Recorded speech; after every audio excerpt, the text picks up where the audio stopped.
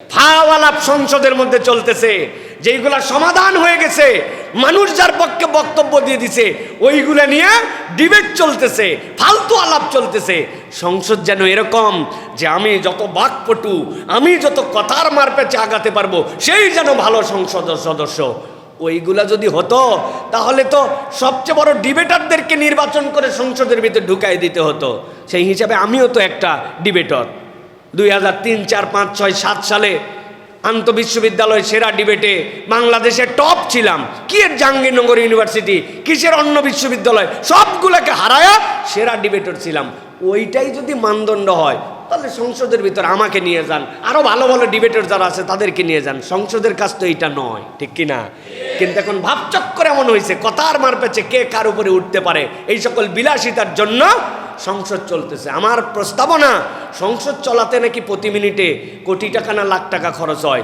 দেশের যে পরিমাণ ক্রাইসিস, এই হিসাবে সবার আগে সংসদটা বন্ধ রাখেন, অন্তত বিদ্যুৎ খরচ বাঁচুক, ঠিক কিনা?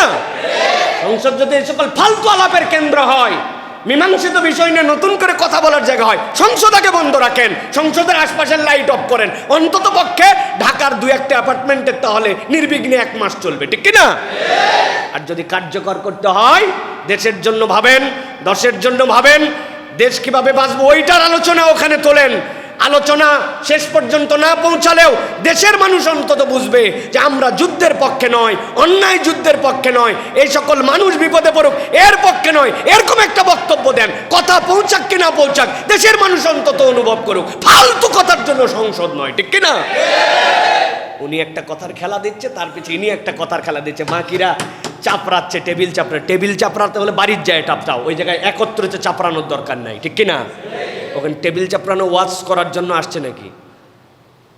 প্রিয় ভাইয়েরা, বলার উদ্দেশ্য কি, একদল লোকের মধ্যে থাকতে হবে যে সতের পক্ষে কথা বলবে, ন্যায়ের পক্ষে কথা বলবে।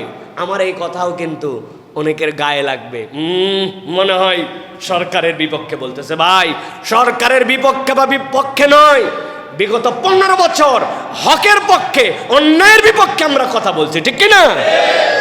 এখন তো বলার লোক নাই, এখন ধরে কে? এখন যে ধরবে সেই ঝামেলায় পড়বে। যেই সময় ধরার লোক ছিল ওই সময় আমরা হকের পক্ষে কথা বলেছি, এটা নতুন কোনো কথা নয়। আপনারা সাক্ষী আছেন না প্রিয় ভাইয়েরা? আল্লাহ রাব্বুল আমিন আমাদেরকে বোঝার তৌফিক দান করুন।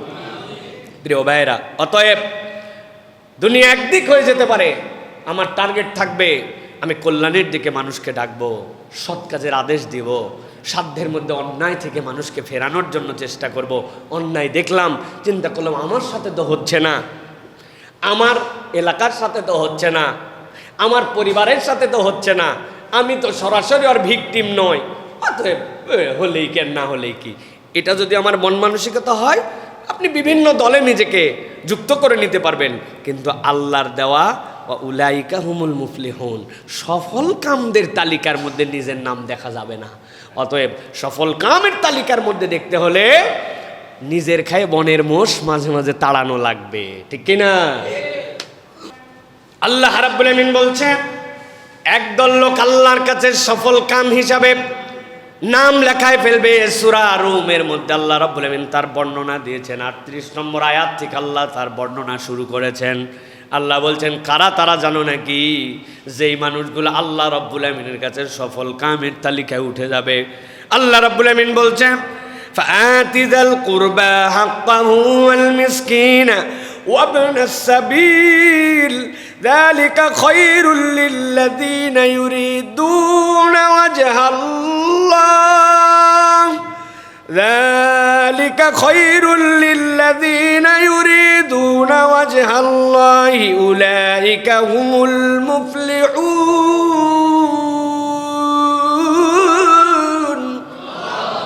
আল্লাহ বলছেন, ও আমার হাবিব, আপনি জানাই দিয়ে রাখেন, আপনার উম্মতের ভিতরে একদল লোকের তবিয়ত একটু ভিন্ন রকম হবে। কি তবিয়ত তাদের হবে? অভ্যাসগতভাবে তারা একটু ভিন্ন রকম অভ্যাসের মানুষ হবে। আল্লাহ বলছেন আতিদাল কুরবা হাক্কাহু ওয়াল মিসকিন, তার যখন টাকা পয়সা থাকবে রব্বুল আমিন তাকে যখন একটু সম্পদ দিয়ে দিবেন, আল্লাহ বলছেন সম্পদ পাওয়া মাত্র সে তার নিকটাত্মীয়র হকগুলা বুঝাইয়া দেয়, নিকটাত্মীয়র জন্য খরচ করতে শুরু করে। ওয়াল মিসকিন, অভাবগ্রস্ত মিসকিন দেখে সে ফেরত দেয় না। ওয়াবনাস সাবিল, আর যদি কোনো মুসাফির ব্যক্তি যদি বিপদে পড়ে যায় তাকে ফেরত দেয় না। আল্লাহ বলছেন এই যে খরচ করলো, এই খরচ করতে সে বাধ্য নয়, এই খরচ করা তার জন্য ফরজ নয়, এইটা না করলে আল্লাহ তাকে পানিশমেন্ট দিয়ে জাহান্নামে ঢুকাবেন এরকমও নয়।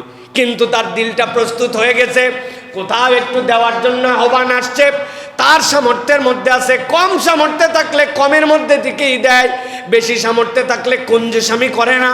আল্লাহ বলছেন প্রথম যে দেয় আতিদাল কুরবা হাক্কাহু, তার নিকটাত্মীয়র হক যেইগুলা আছে সেইগুলা পূরণ করে দেয়।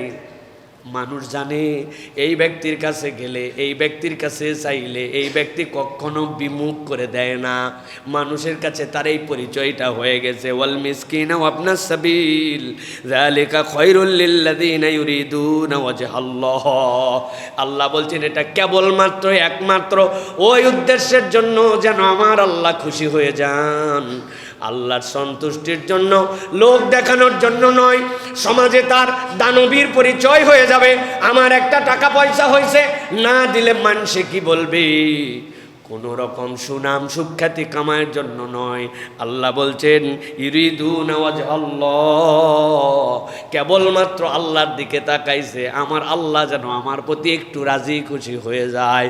আল্লাহ বলছেন আল্লাহর রাজি খুশির জন্য ক্ষুদ্র থেকে ক্ষুদ্র দানও যদি করে থাকে, আল্লাহ বলছেন নবী জানায় দেন উলাইকা হুমুল মুফলিহুন, আল্লাহ সফল কামদের তালিকায় ওই ব্যক্তির নামটাও উঠাইয়া নিবেন।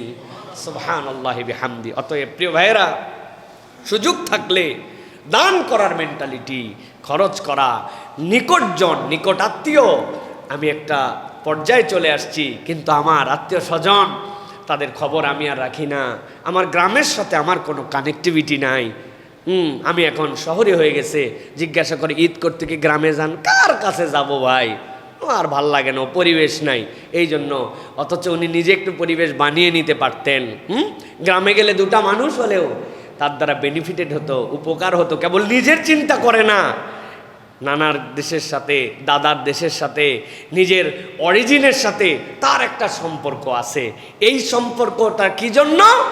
আল্লাহকে খুশি করার জন্য। আল্লাহ এখানে আসলেও আমার কিছু নাই, কিন্তু আশপাশের মানুষ আমি গেলে একটু উপকৃত হয়, এই জন্য আমি এই সম্পর্কটা নির্মাণ করে রেখেছি। এইটা যদি তার মেন্টালিটি হয়, আল্লাহ বলছেন দুনিয়ায় তার হয়তো অত সুনাম সুখ্যাতি হবে না, কিন্তু জেনে রাখো আল্লাহর খুশির জন্য যদি দান খয়রাত করে, আল্লাহ তার নামটা সফল কামদের তালিকায় তুলে নেবেন। সুবহানাল্লাহ।